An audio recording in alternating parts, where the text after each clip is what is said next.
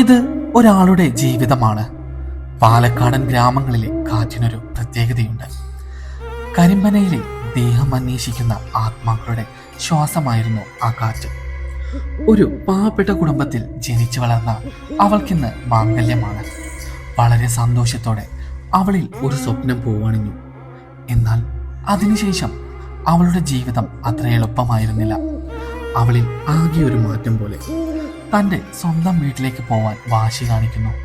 ഭർത്താവിനെയോ ആ വീട്ടിലെ എല്ലാ പുരുഷന്മാരോടും അവൾക്കൊരു പ്രതികാര ദേഷ്യം പോലെ. ചില സമയം അവളിൽ മറ്റാരോ ഉള്ള പോലെ പെരുമാറുമായിരുന്നു. ഇതെല്ലാം കണ്ട് പേടിച്ച വീട്ടുകാർ അവളെ ഒരു മാന്ത്രികനരികിൽ എത്തിക്കുന്നു.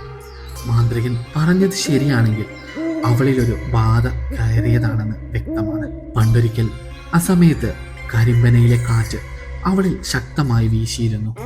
അതിലെ ഒരാത്മാവ് പുരുഷന്മാരോടുള്ള അടങ്ങാത്ത പകയുമായി അവളിൽ കയറുകയായിരുന്നു എന്ന് മാന്ത്രികൻ വ്യക്തമാക്കി കൊടുത്തു. കൊടും മന്ത്രങ്ങൾക്കും ആവാഹനങ്ങൾക്കും ഒടുവിൽ ആ ശരീരം വിട്ട് ആ ആത്മാവ് മോചിതയായി. എന്നാൽ ഇന്നും ഏത് സമയവും ആ ആത്മാവ് പ്രതികാരം നിറവേറ്റാൻ അവളിലേക്ക് വരാൻ സാധ്യതയേറെയാണ്.